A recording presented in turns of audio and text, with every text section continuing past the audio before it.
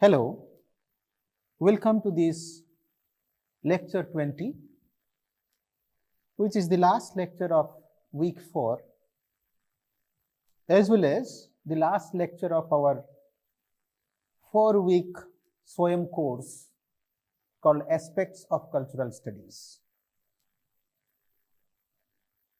This lecture is part of enunciating what is cultural studies, or an example of how we can research into certain overlooked or ignored cultural practices of our surrounding or of our society. Particularly, this lecture is based on food or food discourses as an example of cultural studies. We will discourse on how food is intersectioned with our identity, our religion, our rituals, our habits, our nationalism, our gender, our caste, our class, and how, in other words, food entails the past, present, even future of our society. It is part of our holistic culture, which T.S. Eliot would speak about, and which would also be reiterated by Raymond Williams, as we have spoken about. My dear students, though we have been sustaining, or the human society has been sustaining living on food, however, for different reasons, we have not thought about food as a separate category of investigation. Food has history, but before a couple of decades, we never thought of exploring into that significant history of our food, which had connections with our human society.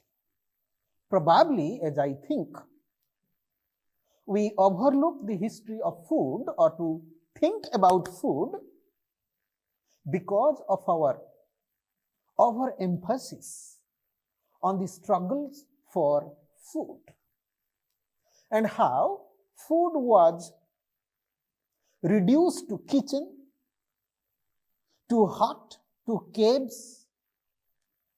In other words, how food was considered to be a private thing, activity, ritual, or habit. The public aspects or demeanors of food were not explored earlier, even though food has been having its, or you can take the plural, foods have been having their connections with culture. So food, therefore, is a cultural product, and as part of cultural analysis, we need to investigate into that cultural aspects or constituents or characteristics or practices or rituals or ideologies of food. so that we can explore how food represents our class, our caste, our gender, our nationalism, even international diplomacy. So if you remember, like Karl Mannheim was speaking about, sociology of knowledge.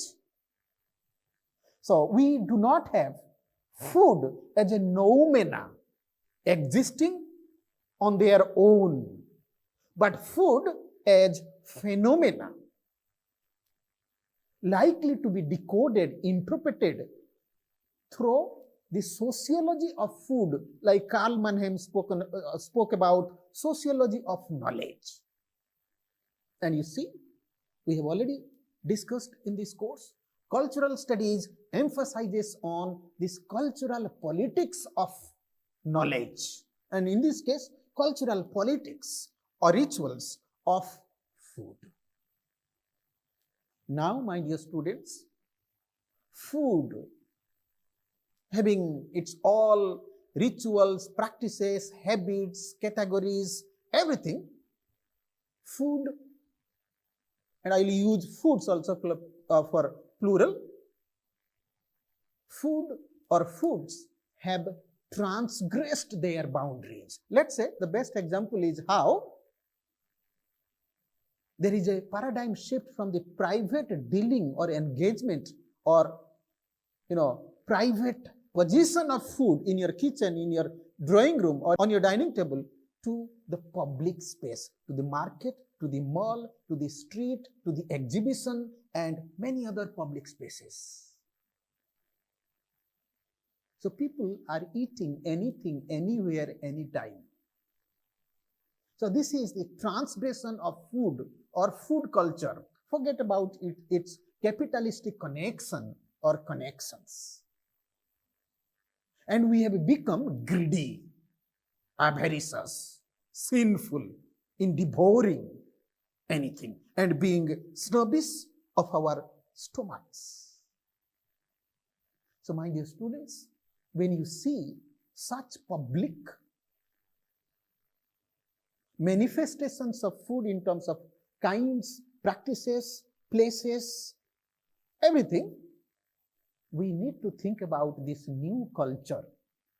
Food is a new culture, or the aesthetic, or the habits, the rituals of eating are different now. Paradigm shift or shifts, as Thomas Kuhn talks about, from private to public. And because this is a predominant culture, modern food habit, edge against the traditional food habits, there are social conflicts, anomalies, changes, all such things. And that constitutes what is called new culture or new times as far as food is concerned. Remember, we spoke about new times in Britain in 1950s and 60s. The multicultural problem, international migration, many such things we spoke about. So during this new time, as far as food is concerned, you can think of Facebook, you can think of YouTube, you can think of malls, markets, food plaza, food exhibitions, eating competitions, even emergence of literary texts or creative texts on cooking.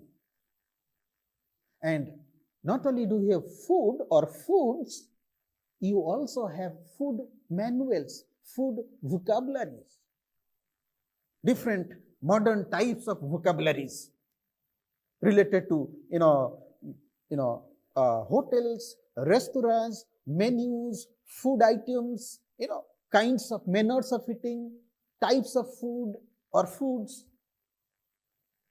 So all these therefore compel us to have a cultural analysis of food.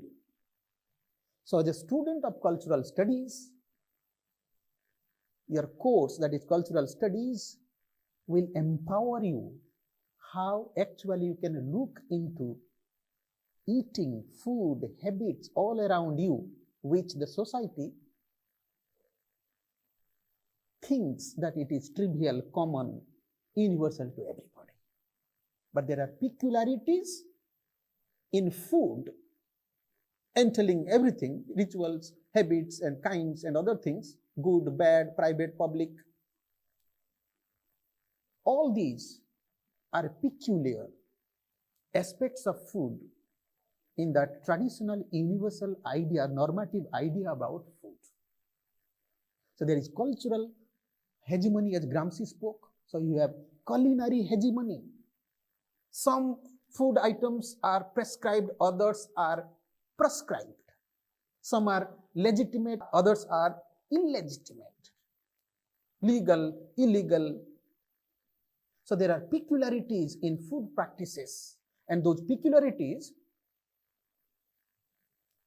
become the subjects of cultural analysis. And many people have written, my dear students, both modern and traditional. Let's begin with the traditional literatures. All religions, whether it is Christianity, whether it is Islam, whether it is Hinduism, all religions speak about or have dealt with food, the sacredness of food and the profanity of food. In the book of Leviticus, in Manusmriti, in Ayurveda, in the Holy Quran, there are references and prescriptions and prescriptions about food. We can't certainly go deep into these texts because of the paucity of time, but nevertheless, we all know about the status, the descriptions, or the representations of food, as Stuart Hall would talk about in his book called Representations we have spoken about. There are representations of food in religious scriptures. Let me give you one example. The idea of transubstantiation. Bread and wine as the flesh and blood of Jesus Christ. And even in the modern times, critics, theorists, scholars have also spoken about food, the politics of food. Food is no more neutral or value neutral, like a culture is not neutral or value neutral, but culture is the site of contests, conflict. Similarly, food is a site of contests and conflicts. So you have thieving, you have harassment of delivery boys in Bangalore, in Kolkata, in Delhi, in Bhubaneswar. And you have obesity, health problems. You have problems of, quality of food, quantity of food, brand of food. Halal food was much in, discourse. So these are some of the problems which constitute what is called the problematics of food. And because there are problems, they need to be solved, because the aim of cultural studies is to not only depict or historicize, but also to theorize, to come up with solutions. And my dear students, as Antonio Gramsci spoke about organic intellectuals, the food is not something to be cooked at the back door in your private kitchen or on the backside of the meeting hall or in the seminar hall or in a public performance, public meeting or events. Even in their privateness, food is a sight, cooking is a sight, hunger is a sight, poverty is a sight. Food definitely is a political domain, and you need not only those who are cooking and eating, but those who are in the intellectual domain to speak about it. So many would find a professor to speak about food in such way because the domain of professor is high intellectualism. No. The true intellectual, as Gramsci spoke about, would go into the public culture, bring those into the classroom, think about it, analyze it, and bring a solution. So as I am talking about, as a professor, I can say food is related to gender, to identity, to politics, to nationalism, to international diplomacy also, like the Hilsa diplomacy, Bangladesh and India. That's what an organic intellectual will do. So this is the aim of this lecture, my dear students. Obviously, I will share some of the PPTs or pictures to talk about the binaries between traditional and modern food habits. And those pictures would speak more about what I can actually say in this lecture. All of you will have different interpretations, as Edmund Husserl spoke about intentionality and interpretations, multiple meanings. Roland Barthes spoke about, Stanley Fish spoke about, Roman Ingarden spoke about. Textuality, metatextuality, intertextuality, Julia Kristeva and palimpsests by Gerard Genette, they would speak about different meanings. So that we will do it towards the middle part of the lecture. But nevertheless, let me theorize certain things in front of you concerning food so that you understand it. I've already referred to those things that I'm going to talk about, but yet the pictorial, the PPT presentation would clarify your curiosities that you have already harbored in your mind while I'm speaking. So let me take you to the PPT, where you will see how food can be seen from different perspectives. So food then becomes a discourse. Food is not something that is, a neutral thing or a trivial thing or a common thing that everybody does, but food is a serious matter to think about. Food discourse exposes our cultural identities in terms of our identities rooted in a religion, in space, that is territorial or country or geographical area, gender, even caste, even class. I don't have to go deep into this, that each religion has its own prescriptions, and prescriptions according to the space, geography, territory. We also have our identity, and according to gender as well. Some food or foods are for women and some foods are for men. For example, how tea and coffee. Coffee is, in 18th century, coffee was for men, tea was for women in coffee clubs. And even in our times, you have certain foods for men and certain foods for women. Similarly, caste, especially if we refer to the Asian regions, countries, you have foods connection with caste and leading to so many anomalies, conflicts, and other things that you might have heard about. Food also exposes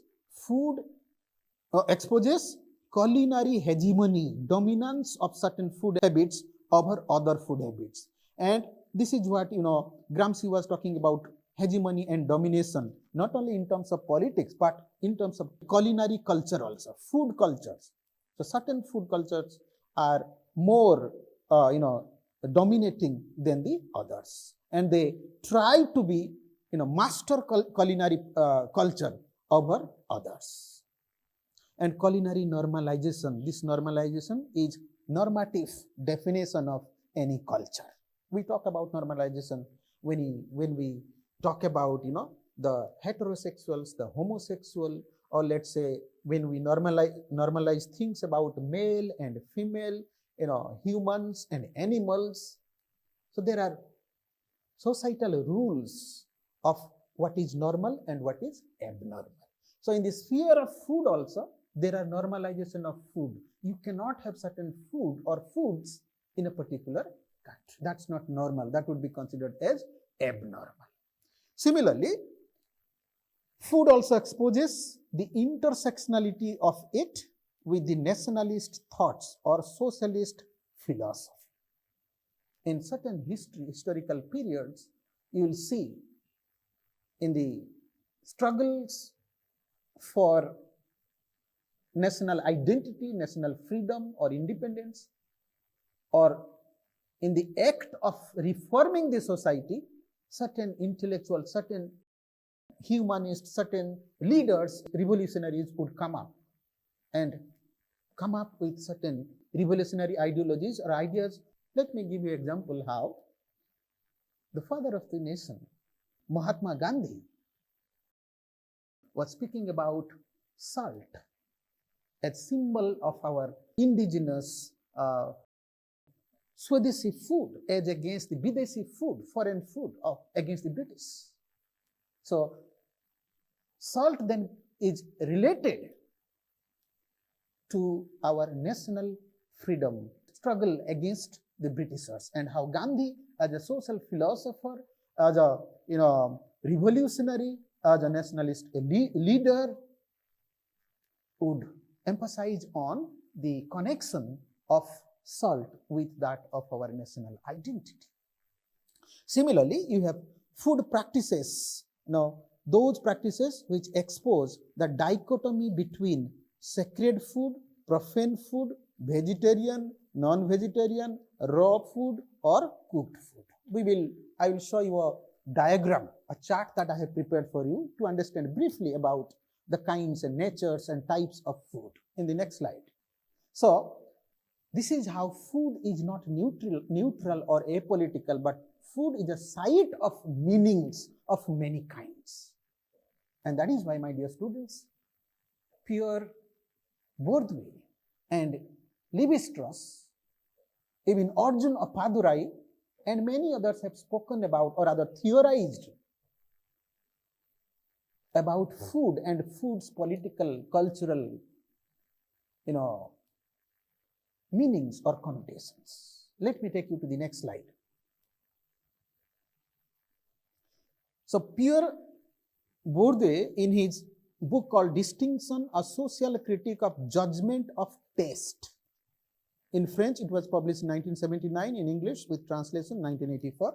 And he says, taste definitely classifies, like money or wealth classifies, taste also classifies, and it classifies also those who classify tastes.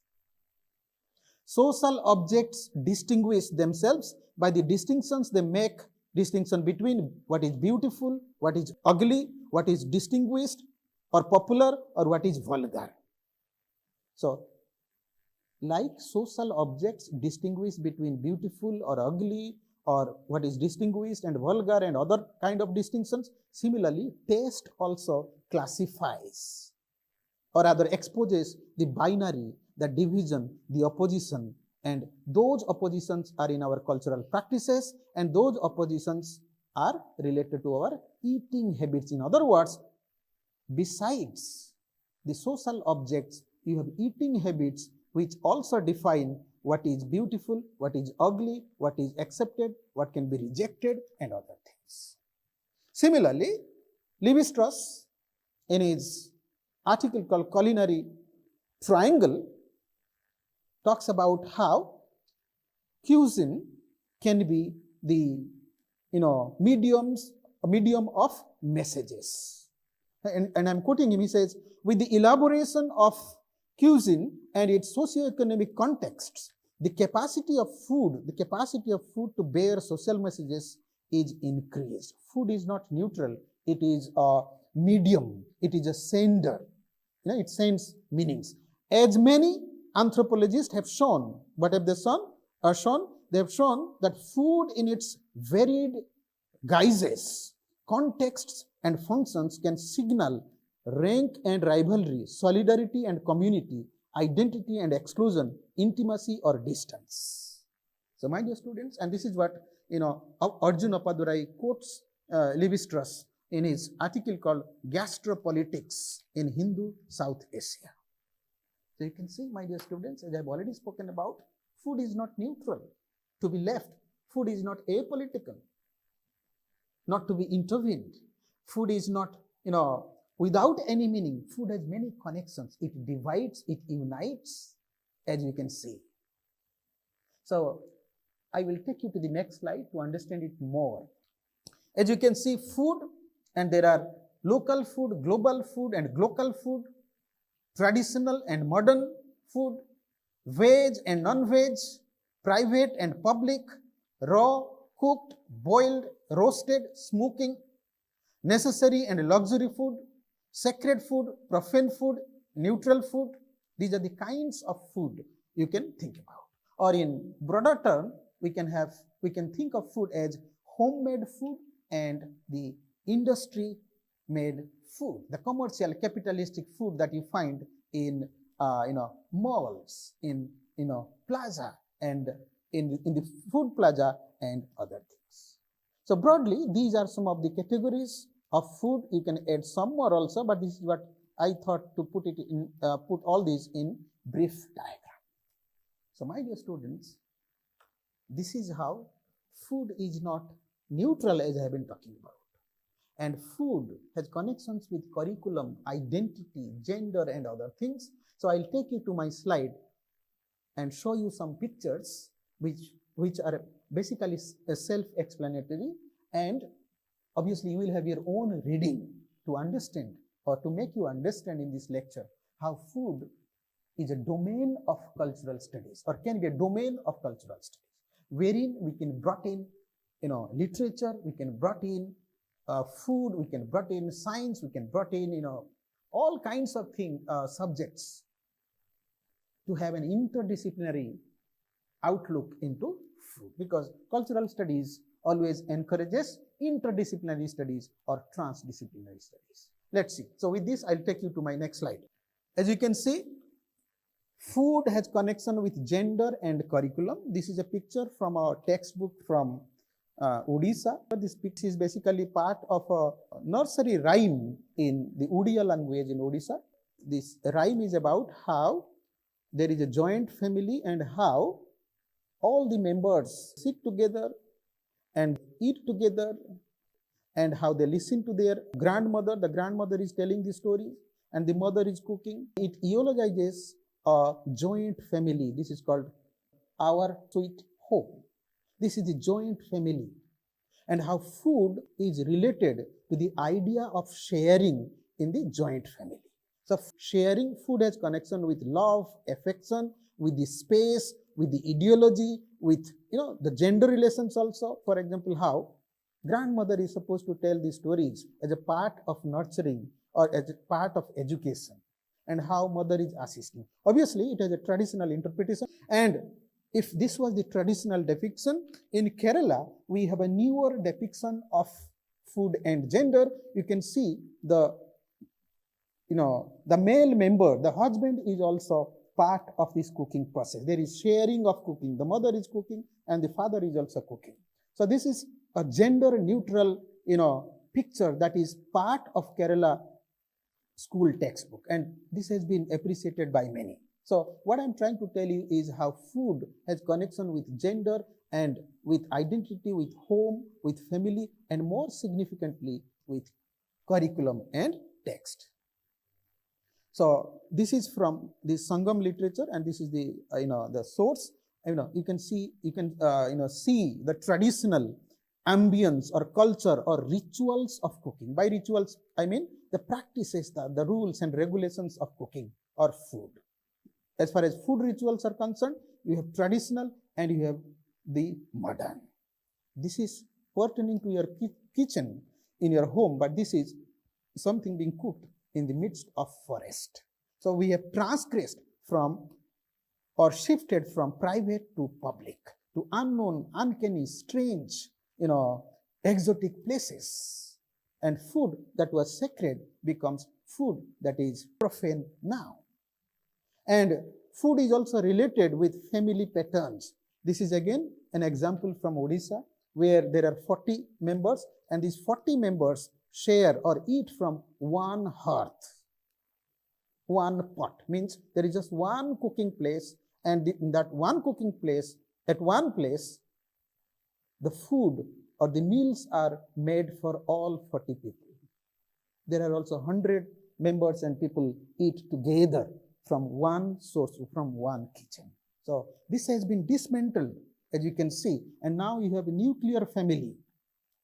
The husband or wife, or at least the two kids, or now it is one kid who would be sharing the food in the absence of all these family members. So food also exposes, or food practices also expose the family better. Similarly, there are conflicts of food delivery you might be hearing in different cities about timing, about quality of food, about behavior, not only of the delivery boy, but also of the customer.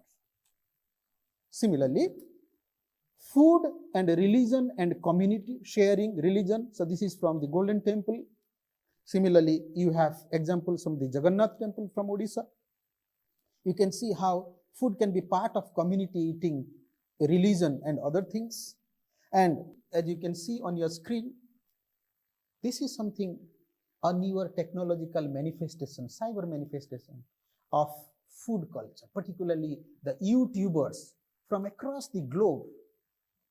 They are, particularly the male members. Obviously, there are quite a few female members or female YouTubers, but particularly the men folk, cooking and sharing with the poor people. But nevertheless, what you see is what was private has now become public commercial. YouTube is site of earning money, obviously, and also site of thinking, rethinking about food. Think about this, the picture on your screen from Tamil Nadu called, Village Cooking Channel and having 26.4 million subscribers. Even I do watch this. And then you have Willy Food Kitchen from West Bengal, how they cook and share with the common people, my dear friends.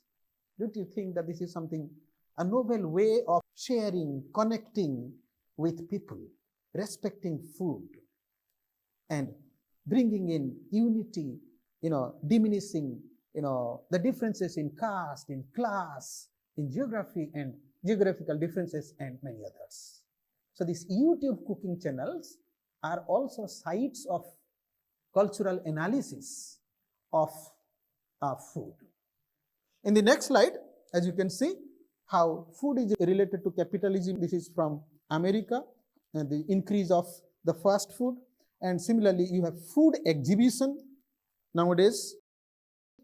And this is from Nagaland, indigenous food competition or exhibition. Food was not supposed to be exhibited. It was a private ritual, private part of cooking and eating. But now it has become part of exhibition, competition and other things. That is the difference, paradigm shift or transgression that I'm speaking about. Similarly, there are cooking competition and then eating competition also. And this is what I was talking about, my dear students. This is how the connection between the food and nationalism, which is called gastro-nationalism, which was coined by William G. Swart in his paper called You Are What You Eat. Means your identity is not because of your physical properties, but your identity is also what you eat. You Are What You Eat, National Identity and the Politics of Food Production and Distribution, published in 2000. And this is quoted by Michaela de Souza in her article called Gastro-Nationalism, Food Traditions and Authenticity, published in American Sociology Review. So, in a simpler term, how the fruit is related to the nationalism of these countries, for example. But you see, this is how you see the connection between food and nationalism, and the most political aspect of food and nationalism or internationalism can be seen in the next slide. This picture talks about Hilsa diplomacy. Bangladesh PM sends mango, Hilsa fish and Rasagulla to Tripura CM, and this was in June, but again I think this was September or November.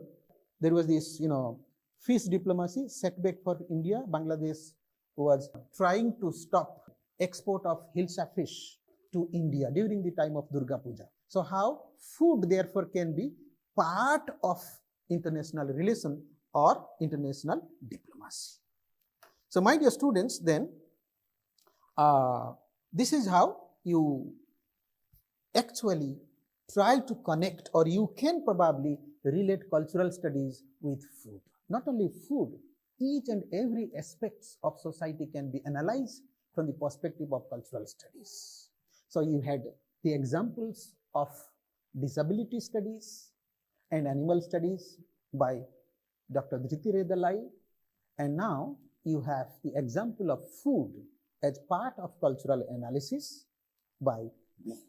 So these three are not the only domains or areas or examples of cultural studies. There can be many other things that we do not know, or you might be living with, or surrounded by in your area, in your country, in your place of work, which you can think of analyzing or think of researching into them by applying these cultural studies knowledge or methods. So this was all about lecture 20, my dear students, and with this we come to the end of this BHU SWAYAM course called Aspects of Cultural Studies. So I take this opportunity to thank you very much. Thank you.